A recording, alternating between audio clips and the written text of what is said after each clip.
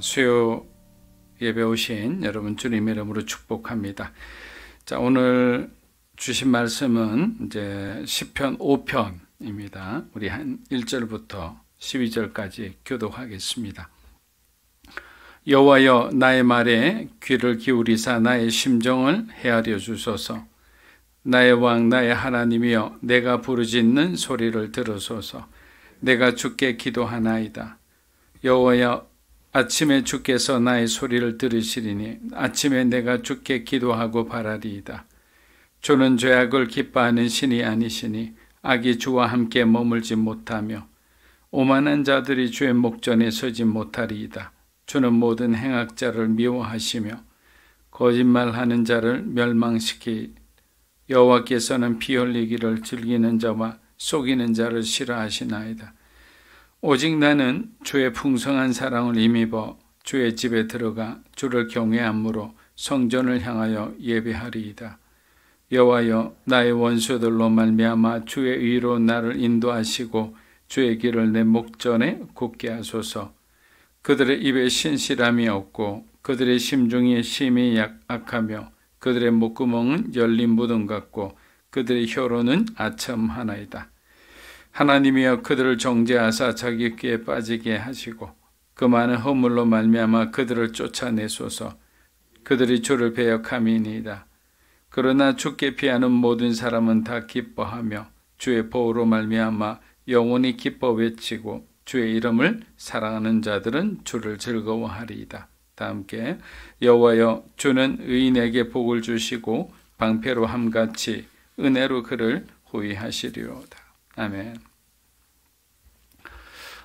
과거 광야의 축복이란 그 하영주 목사님의 책을 읽고 제가 일본에 있을 때 일본 신학생들에게 말씀을 전한 적이 있습니다.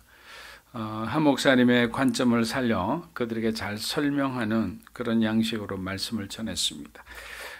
그런데 전하고 난 뒤 반응은 전혀 달랐습니다. 정확하게 두 갈래로 나뉘어졌습니다. 학생들은 제가 전한 말씀에 큰 은혜를 받았다 하면서 하영주 목사님의 책이 혹시 일본어로 번역된지 물어보았습니다. 반면 일부 교수님들은 뭔가 깔끔하지 않는 느낌이었어요. 조직신학을 담당하는 교수님께서 저를 부르시더니 전체적인 구성과 내용은 아주 좋은데 한 가지, 성도들의 입장에서 이 말씀이 과연 은혜가 될지 아픔이 될지는 한번 생각해 보면 좋겠다라고 말씀하셨습니다. 평안한 삶을 사는 사람들에게는 위로가 될지는 몰라도 지금 너무도 힘든 시간을 통과하는 사람들에게 광야라는 말 자체가 견디기 힘든 고통인데 과연 이러한 설교가 그런 사람들에게 위로가 될는지는 모르겠다고 하셨습니다. 한편으로는 충분히 일리가 있는 말씀이라 생각했습니다. 그러나 저는 한국 교회나 일본 교회 모두 고난을 바라보는 관점을 좀 바꾸었으면 합니다.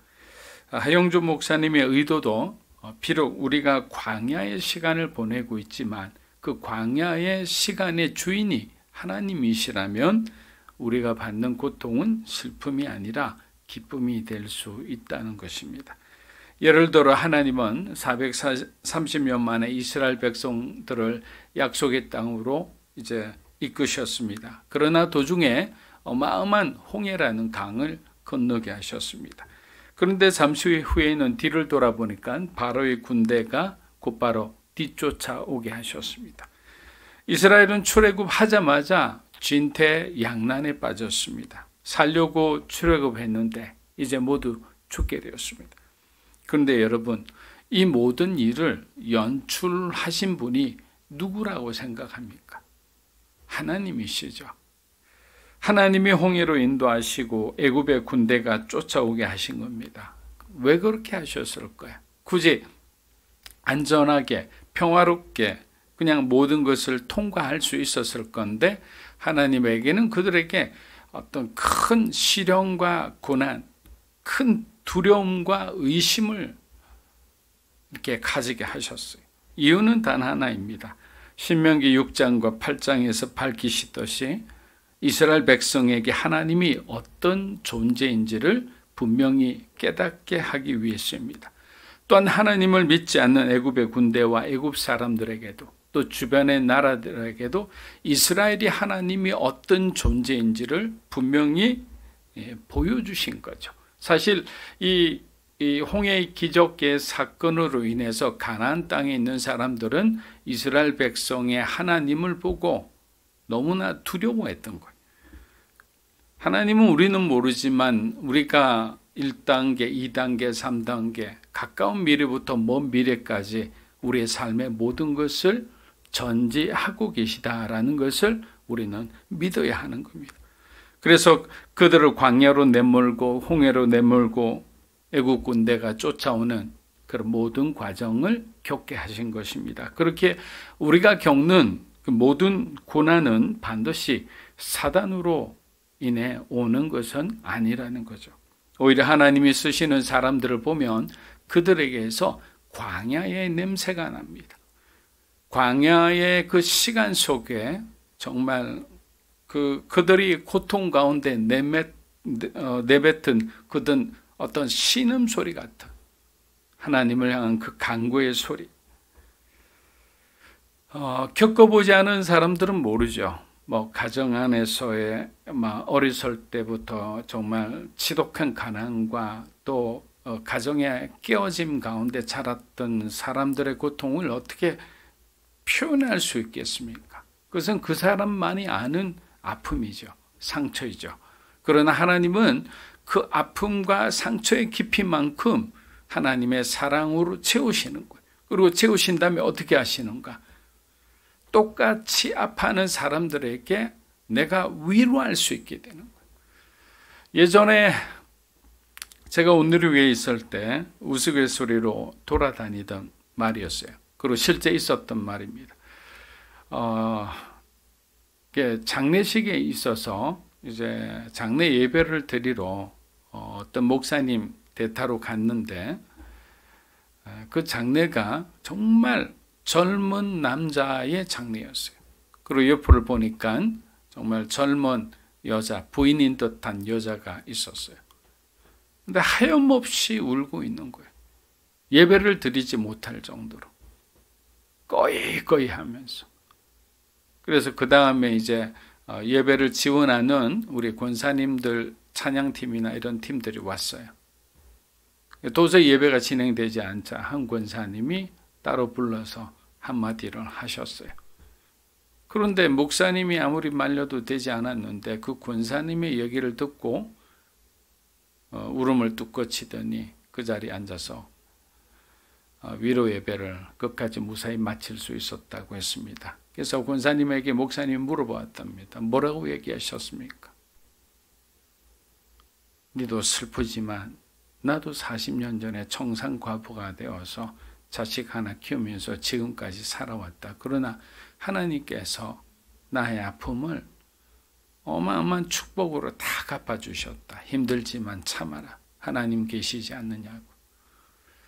사랑하는 여러분, 내가 먼저 그 고통을 받아보았기 때문에 나 같은 똑같은 고통을 가진 사람들의 위로는 목회자가 아니라 그 누가 와도 그 사람만큼의 위로는 할 수가 없는 거예요. 그렇기 때문에 우리가 그만큼 어떤 광야의 시간이 깊었다는 것은 오히려 우리의 삶에는 축복이 될 수도 있다. 시편 5편 1절에서 3절입니다. 여호와여 나의 말에 귀를 기울이사 나의 심정을 헤아려 주소서. 나의 왕 나의 하나님이여 내가 부르짖는 소리를 들으소서. 내가 주께 기도하나이다. 여호와여 아침에 주께서 나의 소리를 들으시리니 아침에 내가 주께 기도하고 바라리이다. 자, 다윗은 하나님께 자신의 말을 들어달라고 간구하고 있습니다. 사실 다들 말하는 것은 좋아하지만 누구의 말을 이렇게 진중하게 경청하는 것에는 그렇게 특별히 은사가 없는 것 같아요. 내가 하고 싶은 말만 계속하는 거예요.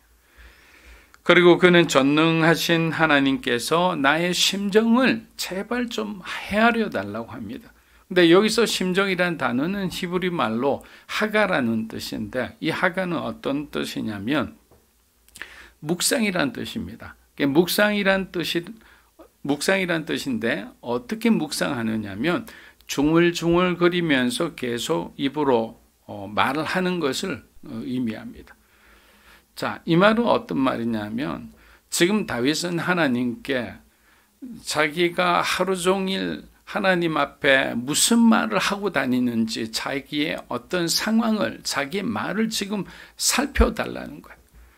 여러분 한번 여러분의 하루의 어떤 삶에서 말하는 것을 한번 녹음하고 한번 들어보세요. 우리가 얼마나 많은 사람을 지적하고 있는지, 아니면 비판하고 있는지, 부정적으로 말을 하고 있지는 않은지. 의심의 말과 두려움의 말은 하나님이 기뻐하지 않는 말들이잖아요. 다윗은 정직하게 자신이 정말 의로운 삶을 살기 위해서는 버려야 할 것이 많다고 생각했습니다. 그리고 난 뒤 2절에 나의 왕, 나의 하나님이라고 말하면서 그는 자기의 신앙을 고백하는 거예요. 어떤 설교를 들어보니까 이런 해석도 있었습니다. 굉장히 공감이 가는 부분이었어요. 나의 왕이라고 한 것은 자신이 왕이 되려는 그 마음을 하나님 앞에 자기의 어떤 욕망을 꺾고 하나님, 내가 왕이 되기 싫습니다. 하나님이 나의 왕입니다. 라고 고백하는 것이다. 이렇게 표현한 것도 있었습니다. 그렇습니다. 우리는 어느 곳에서나 왕이 되고자 하는 그런 마음들이 있어요. 그래서 누군가 우리를 무시하는 듯하면 왕이 되고자 하는 그 마음 때문에 우리는 그 사람에게 불쾌합니다. 그리고 굉장히 그 사람은 언젠가 보복하고 싶은 그런 나쁜 마음을 가지기도 하죠. 그게 다 어디서 나오느냐? 세상 가운데 내가 중심이 되고 내가 가장 소중한 사람이 되고자 할 때 우리의 마음이 그렇게 중심을 잃어버리게 되는 것입니다. 사랑하는 여러분, 우리가 하루 종일 하나님 앞에 깨어있는 것은 사실 불가능하죠. 그러나 하나님 앞에 우리가 애를 써서 정말 주님이 나의 인생을 붙들어 주신다면 우리는 언제든지 다른 길을 가지는 않으리라 생각합니다.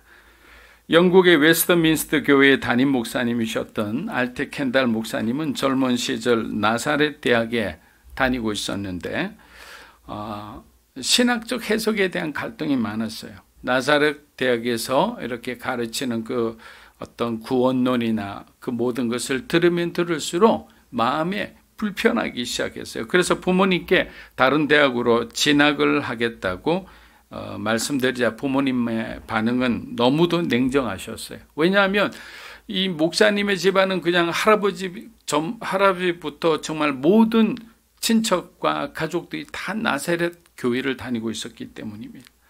그래서 심지어는 아버지는 너는 지금 하나님과 단절된 상태라고 그렇게 말씀하기까지 했습니다. 오랫동안 이 문제를 놓고 하나님께 기도하고 기도했을 때 환상까지 보여주셔서 이러한 생각이 하나님으로부터 온 것이다 이렇게 확신하고 있었는데 자기 앞에 놓인 현실은 정반대인 거예요. 이곳에 계신 여러분들도 아마 이 알테 켄달 목사님 같은 경험을 해보신 적이 있을 겁니다. 나는 하나님께 기도하고 확신을 받았는데 그 확신대로 내가 말을 하거나 행동했는데 내게 다가오는 현실은 너무나 냉혹하고 정반대인 거예요. 하나님 분명히 나에게 말씀하셨는데 왜 말씀하신 대로 그 환경을 풀어주시지 않느냐고, 그 길을 열어주시지 않는다고, 그런 어떤 신앙적 질문을 할 때가 많이 있습니다. 사실 저도 하나님을 위해서 있는 것 없는 것 제 나름대로 모든 것을 내려놓고 제 종이 되고자 했는데 하나님은 너무 오랫동안 똑같은 운동장을 계속 돌게 하셨어요. 그때는 정말 너무나 무기력함을 느끼죠. 그리고 하나님 앞에 왜 부르셨나라는 그런 의문을 가지기 시작했어요. 오늘 다윗이 한 기도를 똑같이 부르짖기도 하고 나의 어떤 이 상한 심령을 좀 돌아보라고, 만약에 그 부르심이 아니라면 지금이라도 저는 원래 계획했던 그 길로 가겠다고. 그러나 하나님은 아무런 대답도 없이 계속 침묵하셨습니다. 켄달 목사님은 너무나 괴로운 나머지 잠을 이루지 못해 몸을 뒤척일 때 갑자기 어디선가 음성이 들리기 시작한 거예요. 히브리서 12장 6절. 히브리서 12장 6절.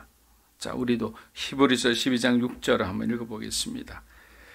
주께서 그 사랑하시는 자를 징계하시고 그가 받아들이시는 아들마다 채찍질. 자, 주께서 그 사랑하시는 자를 징계하시고 그가 받아들이시는 아들마다 채찍질 하심이라.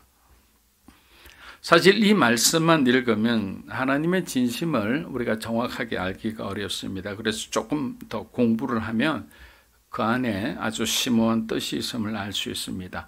여러분, 징계라는 단어의 헬라어는 파이데이아입니다. 근데 이 파이데이아는 그냥 아무 때나 쓰는 단어가 아니라 하나님이 그의 아들을 징계하실 때만 사용하는 특별한 단어입니다. 그래서 징계라는 것은 다른 말로 하면 아들을 삼다라고 해석을 합니다. 하나님이 우리를 징계하셨다는 것은 하나님께서 우리를 아들을 삼아 주셨다. 아들을 삼기 위해서 필요한 훈련을 우리에게 시키셨다. 그 훈련은 때로는 하나님께서 우리를 마치 유기하시듯이 또 방치하듯이 그렇게 광야 가운데 내버려 두실 때가 있다는 거예요. 그래서 그런 광야의 시간은 우리에게는 고통스럽게 되지만 사실은 하나님께서 우리를 아들을 삼기 위해서, 하나님께서 우리를 쓰시기 위해서 우리에게 한정적으로 제한적으로 허락된 시간이라는 거예요. 그 시간이라는 시간의 비밀을 우리가 알게 된다면, 하나님의 그 진심을 알게 된다면 견딜 수 있겠죠. 원망하지는 않겠죠. 근데 그 아들을 삼아서 주님의 뜻대로 우리를 정말 복음을 위해 사용하신다는 그 뜻을 우리가 깨닫지 못할 때는 우리의 상한 마음은 치유되지 않을 거예요.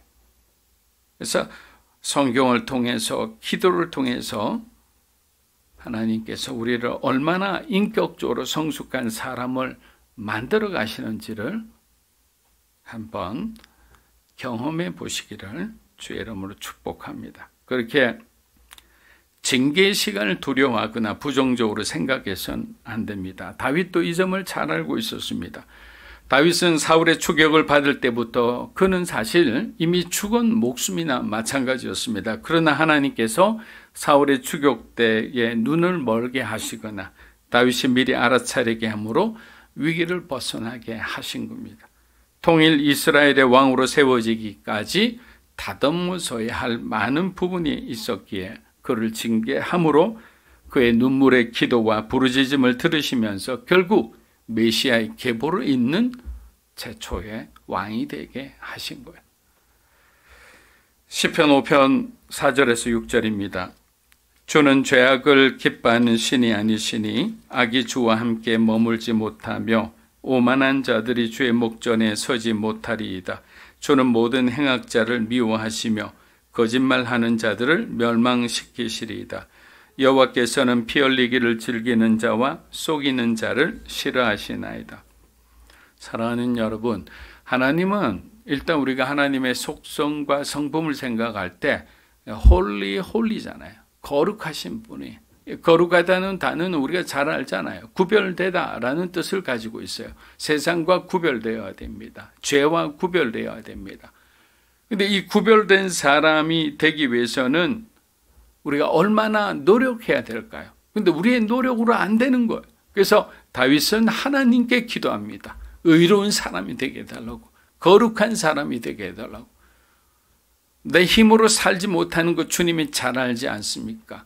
내 말과 나의 행동을 하나님이 철저하게 감시해 주셔서 하나님이 기뻐하지 않는 말과 행동과 그런 삶을 살지 않도록 도와주시옵소서라는 것이 바로 하나님이 원하시는 그런 다윗이 하나님께 간구한 그런 고백이었다는 것입니다.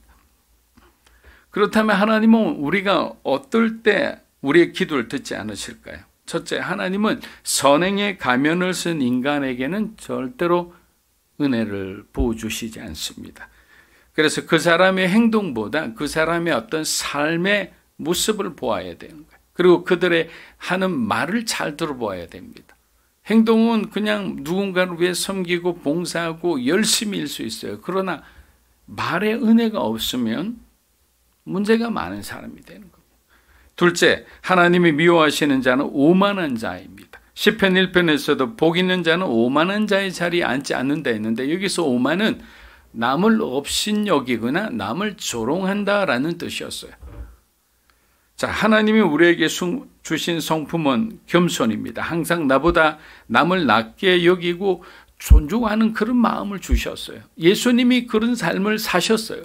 그리고 우리에게 겸손이란 무엇인지를 하나님을 대상으로 우리에게 다 보여주셨어요. 근데 우리는 자꾸만 오만한 자리에 앉기를 원하는 거예요. 왜? 그렇게 되면 내가 뭔가 다른 사람보다 우월감을 느낄 수 있으니까. 다른 사람을 내가 마치 지휘하고 지배할 수 있다는 그런 착각을 하기 때문에 그래요. 그런데 이 오만한 자들의 행동은 결국에는 행동보다 말로서 자기 인생을 망치는 것을 봅니다. 여러분, 우리나라 속담에 말 한마디에 천냥빚을 갚는다라는 말이 있잖아요.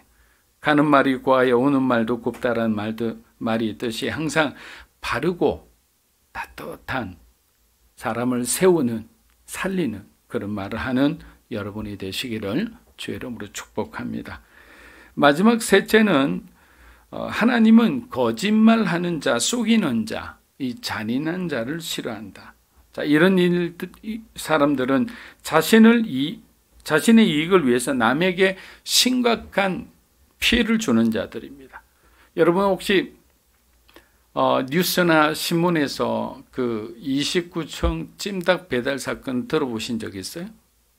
어저께 일어난 사건인데 제가 정말 그거를 너무 듣고 너무나 화가 나서 자, 이거는 갑질을 넘어서 인성의 문제다. 이제 찜닭집에서 이제 찜닭을 주문한 거예요. 아파트 29층에 사는 어떤 아주머니께서 이제 주문을 했는데 이제 배달원이 갔어요. 근데 배달원이 하필이면 또 여자였어요. 배달원이 갔는데 엘리베이터가 다 고장인 거예요. 그래서 전화를 한 거죠. 고장이니까 못 올라갈 것 같다고. 근데 전화를 안 받아요. 그래서 어떻게 할 줄을 몰라서 기다리다가 다시 전화를 했더니 전화를 받아요. 그런데 그 주인이 하는 말이 우리 아들도 조금 전에 올라왔는데 당신도 올라와야 되지 않느냐. 여러분 이 말이 좀 이해가 되십니까? 우리 같으면 그냥 그대로 놔두시라고 나중에 또 다 정상화되면 어쩔 수 없이 그냥 저희가 가져가겠습니다. 이런 말을 하겠죠. 아니면 가장 미운 아들 보고 시키든지 어떤 형태로든지 뭐 하겠죠. 근데 29층까지 그렇게 꾸역꾸역 올라갔어요. 그리고 배달을 했는데 그 배달 주의사항에 뭐라고 되어 있느냐면 배를 눌리지 말고 문 앞에 두고 가세요. 이렇게 해놨어요. 그래서 두고 갔어요. 그리고 이제 이 자매는 내려오기 시작합니다. 그래서 14층까지 내려왔을 때 전화가 오더래요. 너무 식었으니 환불을 하겠다고. 다시 올라오라는 거예요. 그래서 다시 올라갔어요. 그것을 받고 다시 1층으로 와서 그 주문한 식당에 갔을 때 땀이 그냥 위에서부터 완전히 옷이 다 젖어 있고 너무나 망연자실한 그런 얼굴로 보기에 있어서 너무 화가 나서 이 주인이 글을 올린 거예요. 근데 더 악한 것은 그 29층 주인이 별점 테러를 또 한 거예요. 이 별 하나를 주면서 이 집은 특히 조심해야 된다 이런 식으로 모르는 사람이 보면 다 속을 거 아니에요. 근데 오늘 뉴스를 보니까 그 배달원인 그 여자 자매가 사실은 그 찜닭집 주인의 여동생이었더라고요. 그래서 여동생이 뭐라고 이렇게 댓글을 올려놨냐면, 오빠가 가게를 어렵게 하는 것을 너무나 잘 알기에 부당하다고 생각해도 오빠 가게를 위해서 29층까지 올라갔다는 거예요. 사실 그렇지 않으면 거의 다 안 올라갑니다. 저도 대단하다 이렇게 생각했는데, 지금 난리예요. 지금 모든 신문마다 다 받아서 쓰고. 그래서 오늘 설교하기 참 힘들었습니다. 이 분노하는 마음을 가지면 안 되잖아요. 세상은요, 이렇게 남에게 이렇게 정말 피해를 주는 사람들 많아요. 잔인하게 아주 말을 하는 사람도 많습니다. 하나님은 이런 사람을 쳐다보지도 않는다. 그런 생각을 하시면 됩니다. 사랑하는 여러분, 신앙의 법칙은 아주 간단하고 단순합니다. 우리가 죄를 멀리하는 순간 하나님은 우리의 기도를 들어주시는 거예요. 다윗이 오늘처럼 슬픈 마음으로 부르짖고 간구하며 하나님 들어주시겠죠. 그러나 그가 이스라엘의 인구조사를 강행하면서 고집부리고 오만했을 때, 우리아를 속여 그가 성벽에서 싸우다 죽게 했을 때 하나님은 그의 기도를 들어주시지 않았어요. 아무리 다윗이라도. 오히려 그가 저지른 죄의 대가를 혹독하게 치르게 하셨습니다. 그러나 다시 그가 회개하고 여호와 이름을 불렀을 때 하나님은 다시 한번 다윗에게, 그리고 저와 여러분에게 기회를 주시는 거예요. 그러려면 우리가 어떻게 해야 되는가? 의로운 삶을 살기 위해 몸부림을 쳐야 되는 거예요. 하나님 도와달라고.